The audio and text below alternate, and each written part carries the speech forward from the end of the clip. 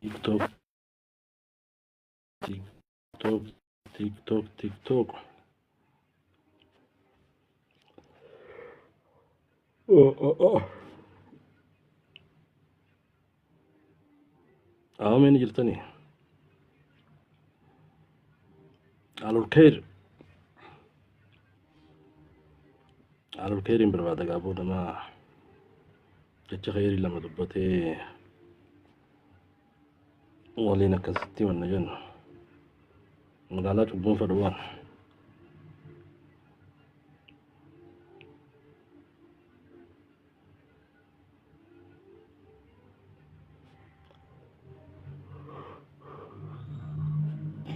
هو الريوني زرا كنترول نقول في العمل بينه من سينا أبو مالي لينشا سير كمان بكما مالياني مالي وان كيس وانر كتاني أوكي هيغا جرة مستر جارة قبيلة جون تينيا قبو لفا تينيا لفا جارة بغداتي لفا سيناتي إفاسي قلتي قبصو رموتي قبيلة كزيبير قبيلة والله فتي لالنا بوليسو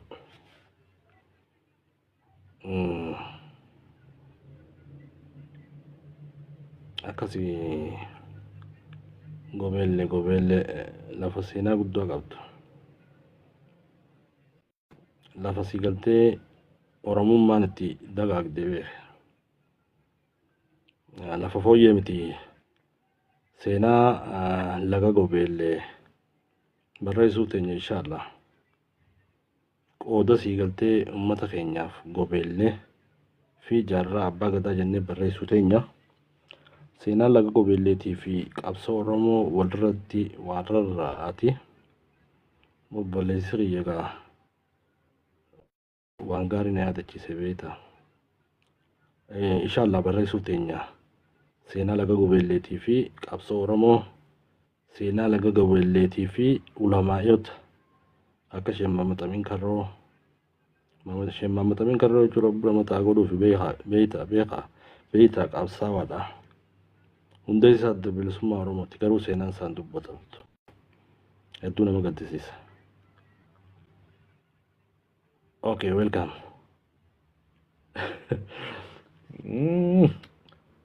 Sahiba you edre Melbourne, you are welcome. Akasi obboleeyyanii welcome Melbourne. Akkasi seenaa sii galtee teenya barreeffachuun hedduu takka barbaachisaadha. Obboleessi kiyya Mr. Jaarraa Gobeellee jee wayi nama yaadachiifti beeke. Nama seenaa isaa beekuutu seenaa Oromollee beekaa beeke.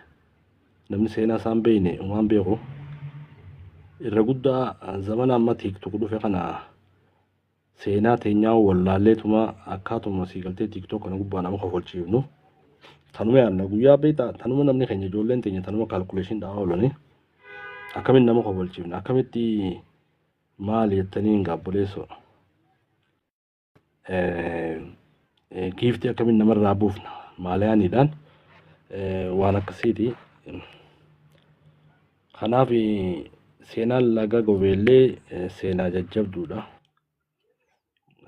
Gobeellee lafa seenaati, lafa qabsaa'otaati. Akkasii gaa lafa boo haramayaatti argamtu. Yes. Haramayaan tun biyya seenaa guutaati. Kam nagaa fayyaa? Jirtu. Alhamdulillah.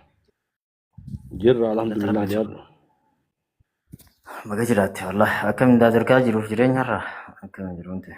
Alhamdulillah fayya alhamdulillah galata rabbi.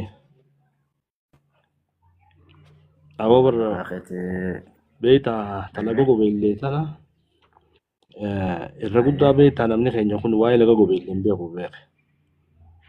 Gobeellee jechuun lafa sii galtee uummata Oromoo kanaaf ifaadha. Bakka qabsaa'onni hedduun keessaa ba'an daggala sii galtee mooraa qabsaa'otaati. Dhugaa dubbachuudhaaf beektaa zamana kana namni keenya Oromoo kun seenaa tana wal saabna. seenaan qabne sanumaa seenaa qaba jaa seenaa qabu sii galtee seenaa isaan barreeffatu. Kanaaf layni gobeelleetii fi gobeelle beektaa lafa seenaa guddaa qabdu biyya qabsaa'otaati seentarii jiddu galeessa Oromooti sabboonummaan achirraa burkutee jechuun ni danda'ama. Jaarraa abbaa gadaa bakki itti mooraa godhanii fi bakki itti tajaajilaa qabsootan akka of godhan wallahi dhugaa dubbachuudhaaf gobeellee. Akkasuma Sheekh Mahammad Amin Karroo amma fakkeenyaaf namni sheekumatti beekaa beeke. Sheekh Mahammad Amin Karroo qabsaawaa guddaadha. Hundee isaa adda bilisummaa Oromooti. Akkas gaawwa seenaa tana hunda inshaallah barreessuuf teenya. Abshir fagoo nuti dhiyoodha. Beeke addunyaan amma keessa jiru tuni dhaloonni seenaa kaleessaa hin qabne fuuldura isin qabaatu beeke. Akkasuma namoonni seenaa fiillee hin beekne fuuldura isaallee waan beeku hin qabu uummataaf jalaa badeef dhabe ta'uu danda'a. Rakkoon teenya guddoon seenessaa fi seenaa teenya kaleessa rakkoo barumsa nu mudateen barreeffachuu dhabuudhaan ol kaa'uu dadhabuun keenya wal harkatti butuudhaa fi akka iftuulummaatti akka laalluu fi akka gaxaantummaatti akka laallu nutti dhaga'amu godhaa dhufe. Kana sirreessuun gahee dhaloota irraati. Nuufi siiti naannoo maraati jeeti namana. Kanaaf namni keenya waan nu siif taa'u bira wayitii ta'anii hin qabnu dhaloota gara ogbarruu kanaan nu gargaaran nu dagaagsan cinaa dhaabbachuun jajjabeessuun yeroon isaa amma jeeti namana. Maaliif namuutu qooda mataa isaa qaba gaafa waa hojjettu. Dhuunfaadhaan waa hunda godhuu hin dandeessu. Ilmi namaa kuni waa mara godhuuf hin uumamne waanuma godhuu qabuuf uumamee waa'uma takka isiin sunis maaliif miila lama qabaatti waa lama gootu.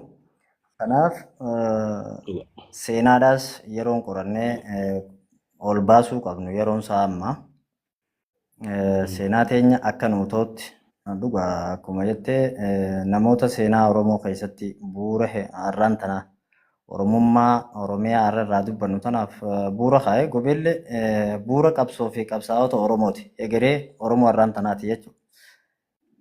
Akkasuma Sheekh Mahammad Amin Karroo hundee isaa qofa miti abbaa qabsooti tureesi. Si galtee dammaqsaadha tureesi. Uummata kana qaruu irratti caayaa ta'uu irratti nama hangafa qoonni isaa hamma ijaamee hin dhumne jechaadha.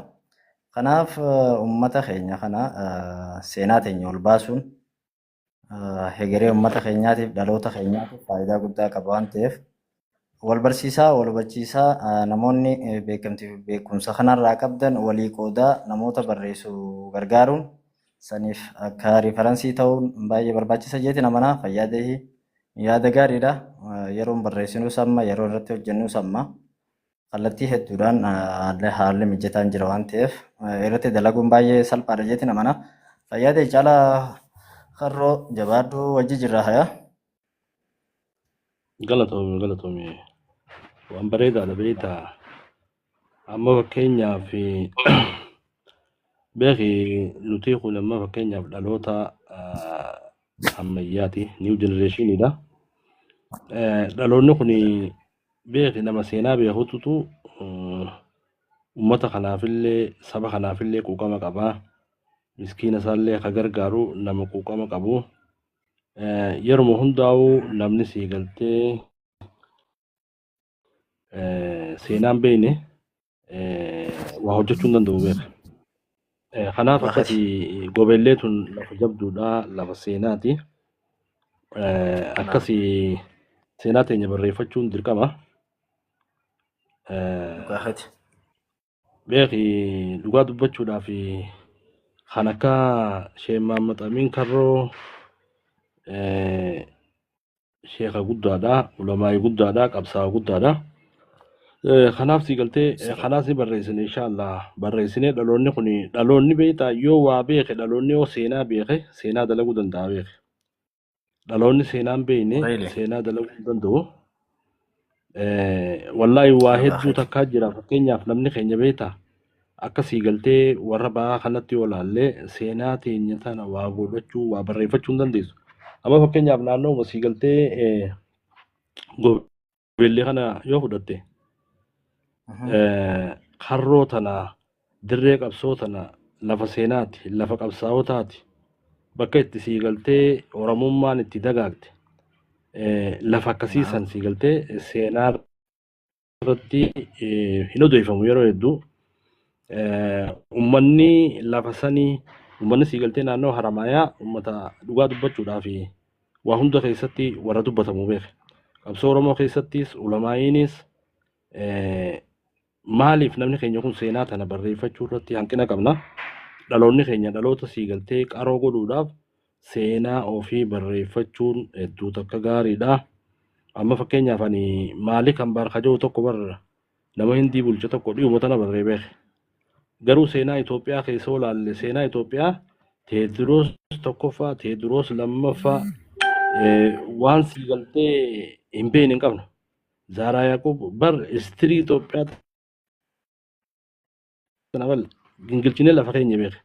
Garuu bakka irraa dhalanne nama keenya sii galtee Oromoodhaaf faayidaa buuse kasaba kanaaf faayidaa buuse hin beeknu beeke. Amma fakkeenyaaf dhalataa Haramaayaa maali kan baar hin beeku seenaa ishee maammatamin karroon beeku seenaa jaarraa abbaa gadaatii fi seenaa gobeellee hin beeku laal garuu seenaa Afrikaa ni beeka seenaa addunyaa ni beeka garuu seenaa teenya hin beeknu irra guddaa sii galtee hanqinni akkanaa kun sii galtee isa jedhanii beektaa dhaloota Harargee kana bira jira beeke osoo seenaa teenya hin beekne seenaa namaa tana ol daddarbina dura sii galtee nama seenaa isaa beekeetu seenaa Oromoo beekaa beeke. Dura sii galtee bakka dhaloota keessatti waa beeki.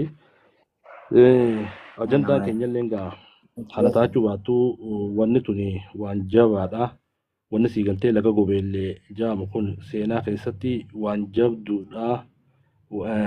Obboleeyyan keenya egaa gurguddaan kanurra beekus hedduu jira nuti sii galtee hanqumaa irraa beeynu gurruma ol buufnenneeti malee. Seenaan laga gobeellee maal akka taatee qabsoo sii galtee ishee maammatamin karroo faan godhan hedduu sii galtee hedduutu jira. Akkasuma sii galtee qabsoon Oromootuun jiddugoleessi qabsoo Oromoo gobeellee akka ta'e ifaadha jechuudha. Qaanqeen bilisummaa Oromoo jijjiiramni arraba uummanni keenya fide sii galtee qooda uummanni keenya naannoo gobeellee naannoo Haramaayaa san godhaniin qabsoon tunarra ifaan kun dhufe beeka. Tun sii galtee dagatamuu qabdu seenaa keessatti waan barreeffamee dhaloonni kun baruu qaba.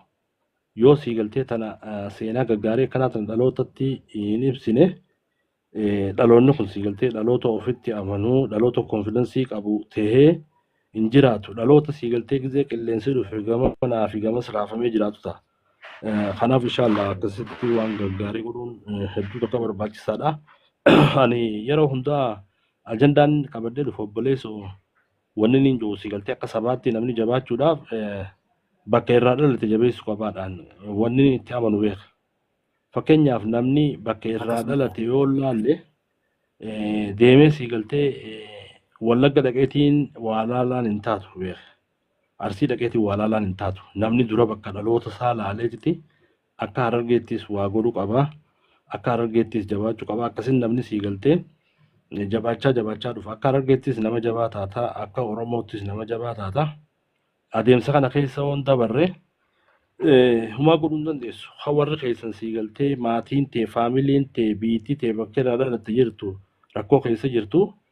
Ati deemtee qabsoon godhoo itti beerbee taatu waan taatu. Kanaaf namni sii galtee zaman amma jirru kana keessatti uummata keenya laaluun barbaachisaadha. Goonni sii galtee goonni dhugaa goota bakka irraa dhalate gargaaru sanii obboleeyyan. Akkasii Mr. Jaarraa dhugaa. Yaashir. Ilmi namaa kuni beekee ijaaramsi sabaatis ta'ee biyyaa manarraa gatee gala malee gubbaarraa gatee hin galu. Maaliif ilmi namaa maatiirraa walitti dabalamee nama ta'e namni kuni istiraakchara maatii kana dila tokkorraa wanta ta'e kanatirraa dhalattu maatii teetirraa dhalataadhaa fi abbaa kee hedduu baata. Bakka ittirraa kaatus sababa allaa kana taatu bakka sanirraa ol ka'uu qabda. Kanaaf ilmi namaa gaafa waa jaartu manni bu'uurarraa eegala. jalarraa yoo bakka sanirraan eegalle gubbaarraa haasa'uun kee gatiin qabaatu. Kanaafuu if ta'uudhaa fi konfidensii sirrii san qabaachuudhaaf jalqaba bakka sanirraa gatee galuudha qabdi akkuma warri addunyaatti global act to local jaan kana.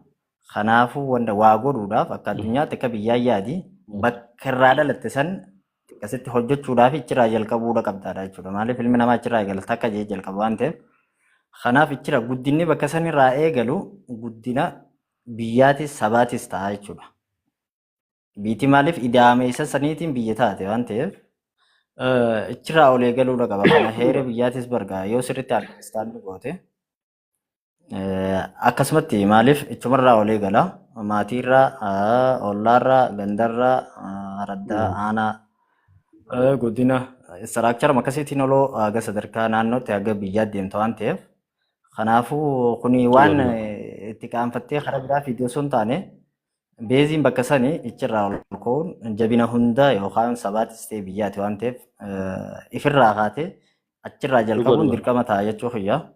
Wanni ati yaadne kaase waan bareedaadha. Kana walitti himuun waan diigumsaa waan maarree akkasitti osoo hin taane qaamaa qalbii waa understand godhuun roga wantaa qofatti fayyadamuutu sirriin tan ijaaramuudhaa fi ijaaruun sirriidha. Garuu faallaa sanii diiguun sirriin ta'u. Kan nuti balaalee wanni nuun taane ammatti waa diiguu irratti hojjechuu osoo hin taane waa ijaaruu qeerraa ol ka'ee waa ijaaruu qaba. Gubbaarraa namni ijaaramu jiru waan ta'eef. Kun jabaachuu qabaa sirrii jettee walitti hima irratti dalagi jabaadhu na wajji jirra. Abshir wal harkuun keenya noolta. Wallahi yaada bareedaadha. Beektaa nuti yeroo hundaa waan gaarii takka namni keenya sii galtee as gubbaa dhufee giiftii harkachuudhaaf egereessaa balleessuu osoo hin qabne waan gaarii dhaloota fayyadu, waan gaarii na fayyadu, waan nama keenya fayyadu godhuun barbaachisaadha as gubbaadha. Irra guddaa haalli sii galtee amma TikTok kanarra jiru hedduu takka namatti hin tolu. Namni keenya kun yaada sii galtee wal diigaminsaa gosaan wal qooduu wal balleessuu irratti sii galtee yeroo hedduu kanarratti hirmaatanii kanaaf tana sii galtee waan kana jijjiiruun barbaachisaadha. Dhaloota yeroo hunda wal komatee wal balleessu osoo hin taane dhaloota bakka dogongorees wal sirreeffatee karaa wal garsiisee uummata isaa fayyadu beektaa dhaloota akkasii ta'uu qaba. Ani yeroo takka takka waliin hin jiru beektaa uummanummaan chaayinaa kun silaa afaan chaayinaa beekee Oromoo waan taate sii galtee as gubbaa nuyaa saniin jechaa jira beektaa. Amma TikTok kanoo bante uuma keenya waan nama keenyaa waan saba keenyaa waan uummata keenyaa waan gaariin argitu welcome ibsa jirra adeero. Kanaaf waan gaarii takka hin arginu. Kanaaf akkasitti mee haaluma dandeenyu sii galtee dhaamsa gaarii waan sii galtee saba kana fayyadu godhuun hedduu takka nu barbaachisa. Akkuma amma genereeshiniin ijoollee nama nu duuba jirtuun ani taa'ee baza waliin dubbadhee waan uummata kiyya xiqqeessaa yoon dubbadhee waan sii galtee uummata keenya qoodaa waliin dubbadhe akkuma amma sii galtee na duuba mul'atu sanatti na duuba maal fudhatti?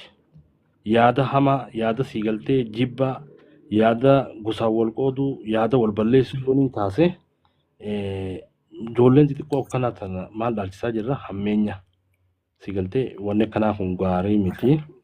Haala dandeenyu sii galtee feesbuukii kana maal TikTok kanarra yeroo dhufnu waan gaarii takka waan saba kana fayyadu amma fakkeenyaaf nama keenya mee gargaaruu irratti barataa ijoollee biyya jirtuuf dabtara bituu irratti yuunifoormii hodhuuf irratti maatii ofii gargaaruu irratti kana sii galtee wanni namni keenya godhuu qabu malee goota TikTok taanee maqaa harkachuudhaaf feemasa ta'uudhaaf as gubbaa yoo dhufne faayidaa takka illee hin qabu jechuudha. Dhugaa dubbachuudhaaf as gubbaa naguma bulleetuma sii galtee giiftii tana waliin qabannee bara miliyoona hunaa kan tana amma giiftii bara faayidaan qabu ammaan borumaan baafadhee nyaadha garuu waraan faayidaan qaba.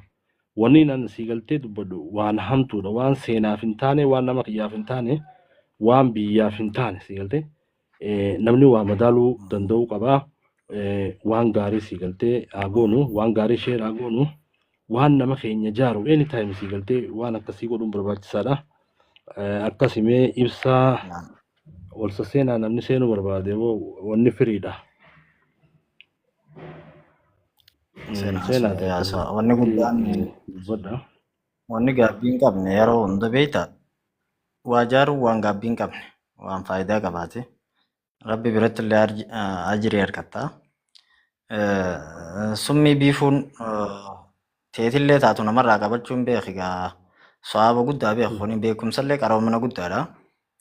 Kanaaf ammoo wantoota hin taane kan ijaan agarru qilleensa kanarra deemu immoo uummanni keenya uummata aadaa qabu, safuu qabu, duudhaa fi sansaka qabu. Hawaasa kana namoonni teknoolojii tanaa wajjin har'a giloobaalaayizeeshiniin kun haalota hin taanee fi amala hin taane fa'aa nama barsiisaa dhaalchisaa jira. Kun immoo seenaa isaa fi seenaa teenya keessatti waan dur hin jirredha. Kun nun baasu waan nun fakkaanne jennee ajandaan taane jala deemuu osoo hin taane waan hiika qaba, waan ergaa qaba. Habba lama yoo dabarfattee baate irra guddaa irra faayidaa qaba. Gifti dalagattee argatta waan ta'eef kun amma gifti argachuudhaaf wal xiqqeessuun waan hin jirre walirratti ololuun gosaan wal maarree godhuun kutaa wal kun amala donkoorummaa fi wallaalummaadha malee faayidaan ta'u. Kanaaf kanarraa ibsirreessuun haga danda'ametti waan faayidaa qaba, waan hiikaa qaba. Ani yaada gaarii si hojii wal jijjiiree asirraa bu'e atillee yaada gaarii si hojii naa hojii wal jijjiirtee asirraa buute sammuu teetiifis tasgabbiidha gammachuulleedha. Kanaaf wanni godhuu qabnu har'aan tana sadarkaan addunyaarra jirtu tana wajjin kompitanti ta'uudha qabnu. Nullee dorgomaa ta'uudhaaf maaltu nurraa eegama dhiiroo maaltu nu baasa? Karaa kabiyyaa'uu qabna. Wallagoo irratti maaltu nu baasa?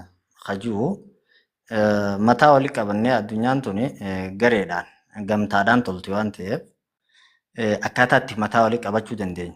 Yaada gaarii qabnu walii qooduu dandeenyu. Akkaataa dadhabina keenya itti guuttachuu dandeenyuu fi dadhabaa keenyallee gargaaruu dandeenyu irratti wal mari'achuun kun fala furmaata waa hundaati.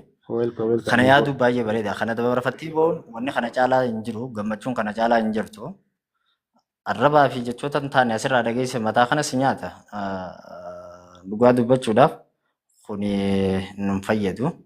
Aadaa kana jijjiiruun baay'ee barbaachisaadha. Akkaataa ganama hawaasni keenya haadhaa fi abbaan keenya irra turan uummanni keenya keessa turan san wal yaadachiisuudhaan wal hubachiisuun karaa san deebi'uutu nu baasa. Kanaaf ammoo hubannoo jirtu walii qooduu fi wal dhageeffachuun baay'ee gaariidha. Hundaa ol wanni kana caalu hin jiru dhalootaatti ol guddachaa jira waan ta'eef dhaloota kana kallattii gaarii qabsiisnee guddisuun baay'ee barbaachisaadha. Kallattii itti godhuutu qabna waan jiruun yaada qaba. Waan akkasitti jabaachuu qabna jechuudha. Waan hin taane summii hin taane dhaloota barsiisuun hin barbaachisu. Haa jabaannu jabaadhaan isiniin jalaa xiyyaa fayyadaa itti fufa. Galatoom. Muhammad welcome. Melbourne si on nako seni me. Hello. Muhammad. Hello.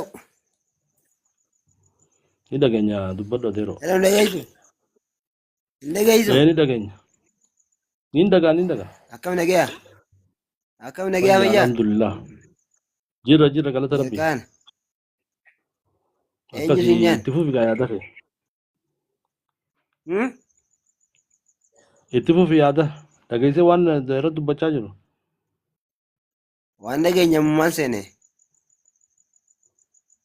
Ayyee wanni dubbachaa jirru beeka amma TikTok kanarratti waa hedduu deemaa jira. Namni keenya kun waan gaarii takkallee as gubbaa fidanii wal dhageessisuu irratti hanqina qabna. Kanaaf waan gaarii as gubbaa dhufnee dhaamsa gaarii dabarsuu qabna kan jiru irratti dubbachaa jirra. Akkasuma namni sii galtee seenaa laga gobeellee obboleessi kiyya tokko gobeellee laga gobeelleeti. Seenaa jajjabduu qabna. Seenuma teenyaa akka dhaloota argee beektaa namni keenya kun seenaa tana walitti qabuu irratti hanqina qabna. Dhaloota sii galtee seenaa ofii beekeetutu seenaa dalaguu danda'a. Seenaa jaarraa abbaa gadaa beekuu qabda. Seenaa Sheekh Mahammad Amiin Karroo beekuu qabda.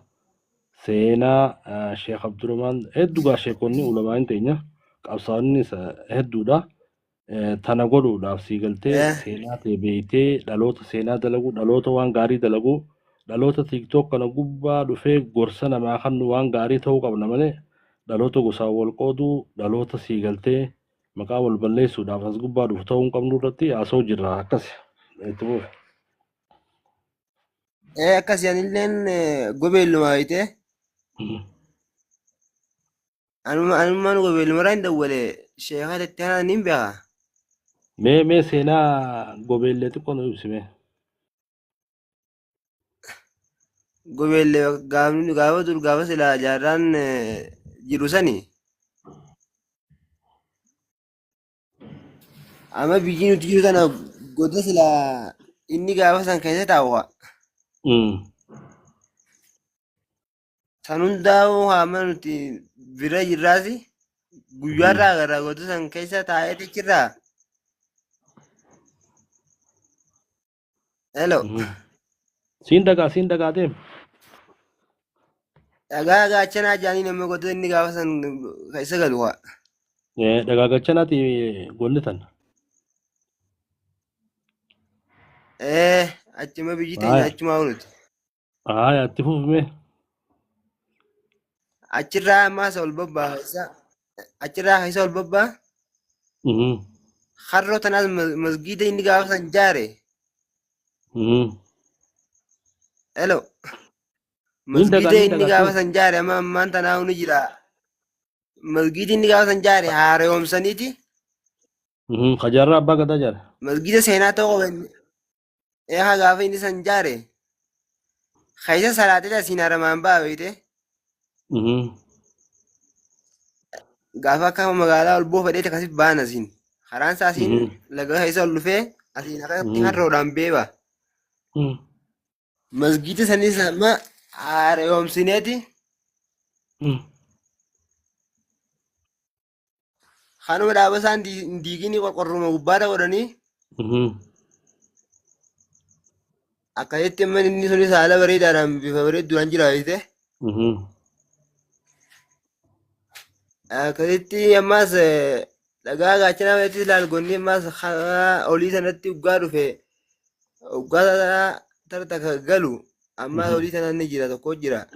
San kan duratti afaan arabiitiin akkatti babarreeffamni inni gaafa barreessu hundi ni jira. Kajaarraa abbaa gadaa barreesse. Afaan arabaatiin barreesse waan dubbifamu namaa barue.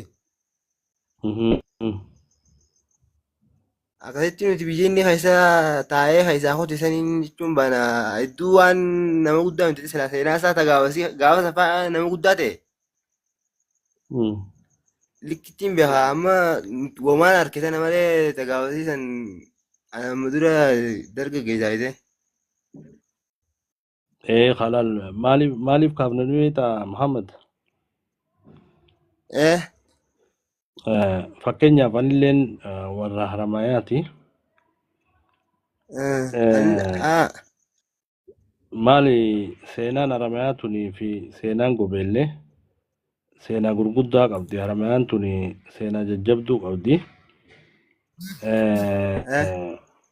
Akkasuma siigaltee Sheekh Muhammad Amin Karroo Rabbi jannataan haqan jaarraa abbaa gadaa jee ifaadha jechuun uummata Oromoo kanaaf ifaadha warra siigaltee ifaa uummata Oromoo jechuu dandeenya. Seenaa isaanii sirriitti beekuun barbaachisaadha, barreessuun barbaachisaadha. Amma goda gaachanaa naan jette kanaaf masgiida natti himteemi kanaas siigaltee isin dhaloonni ichi jirtan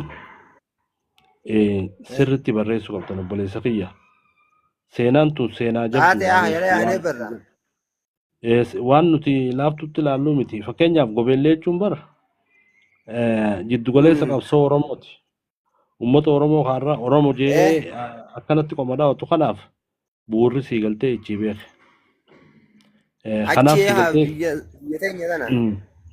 Kanaaf barsiisuu qabna. Seenaa san barreessuu qabna. Nuti siigaltee seenaa san walitti qabnee kitaabatti maxxansuu dandeenya.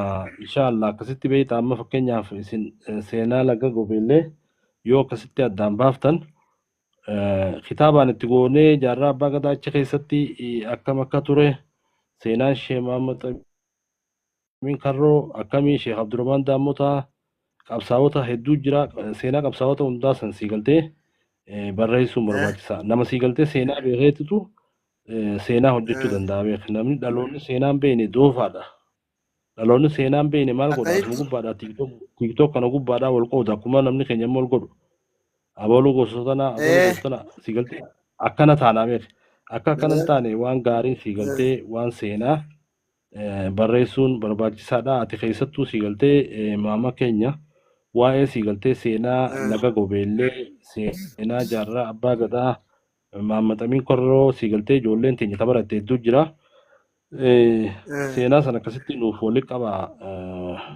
akkasii walitti qabuun barbaachisaadha jabaachuun barbaachisaadha. Ayyaa laalle seenaa san qoradheetini beektee manguddoon gaafasiin jirti mana bira booda taniin gaafadhee irraa si himu manguddoo gaafasii irraa isirraa fixadheetiin si himaa. Akkasii seenaa teenya lakki walitti qabu qabna. Kanaaf keessaanis siifin barreessaa. Taate. Akkasitti siigaltee waan gaarii takka haa goonu lamma fakkeenyaaf goda jaarraa abbaa gadaa taa'e san warra as jala jiruu fi seenaan gobeellee maal akka taate faayidaa guddaa beeke. Footoo isaatu kaaseetiin si ergan jawaabe. Akkasii bara seenaa teenya lakkee haa jajjabeessinu nama seenaa bakka dhaloota isaa beekeetitu seenaa Oromollee beekuu danda'a seenaa Harargeellee beekuu danda'a osoo tanan beekne siigaltee akkuma nuti taane bara seenaa teenya osoo hin beekne seenaa warra Habashaa kana nu garsiisan Teediroos lammaffaa Minilik wallahi salphina. Kanaaf seenaa ofii beekuun gaariidha. Yoo seenaa ta'e beekte seenaa ganda keetii beekte bakka teetii beekte seenaa Oromoo beekte seenaa Itoophiyaallee beekuun dirqama dura siigaltee ta'e beekuu qabda. Osoo ta'e hin beekne amma fakkeenyaaf gaaf tokko nuti siigaltee barnoota kana baranna. Mucaan tokko gaafii si gaafadhaa jiran amma gaafii seenaa tana histirii Afrikaa tanaa fi hunda fixeetiin jira. Deemeetuma akkuma nan siigaltee bakkuma ganda kiyyaan na gaafate eessaa haa fidu siigaltee siigaltee Afrikaa fagoo tana niin beekaa ture tani siigaltee bakkaan daladhee san hin deebifne hedduu dhagahamee beeka kanaaf namni bakka dhaloota isaa seenaa isaa beekuu qabaa barreeffachuu qabaa gobeellee maal akka taate addunyaatti ibsuu qabna dhaloonni siigaltee gobeellee abbootiin teenya warra jajjabaadha. Jabina abbootii teenyaatti siigaltee akkasitti nama keenya hubachiisuu qabna akkasii nama keenya. Ayyee san hunda siitu irraa fixeetiin si bakka siifin deebi'an yeroo biraa. Inshallah. Yoo rabbi hunda siitu si biraan hin ga'a. Inshallah. Ayyee nagaan bulu. Nageettayya.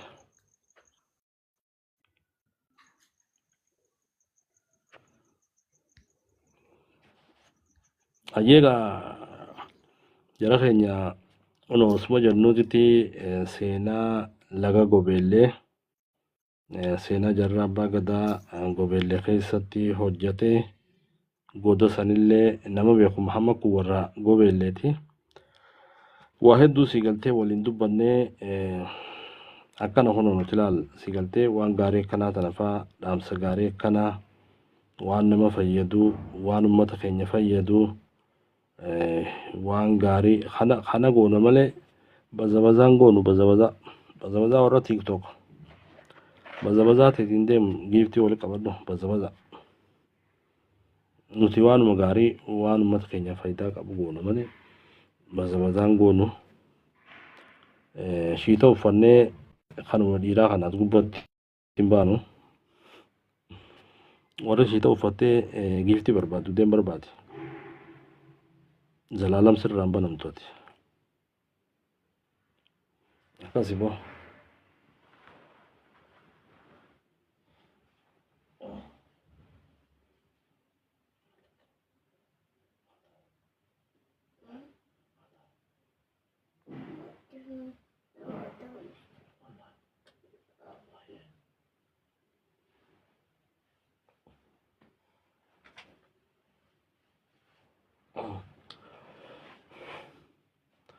Okay, boga namni irra mirqaanan qabuunsa deemaaf irra. Leencaas hin agarre. Deemaa gaafa leenca malee naasu hin amma booda. Okay, Mahammadi. Okay, si godheetiin jira akkasii. Inshallah mamma kiyya seenaa laga gubeellee, seenaa qabsaa'ota keenyaa, seenaa gubeellee. Inshallah bal'inaane waliin haasofnee baasuu teenya seenaa ofii barreeffachuun gootummaadha. Akkasii Muhammad jazaakallah hundi keessanuu galatooma ara dadhabbii nu jira yaabo fayyaa daamee guyyaa biraa wal arginaa rabbi jedhe nageetti boo leencan argine nageetti.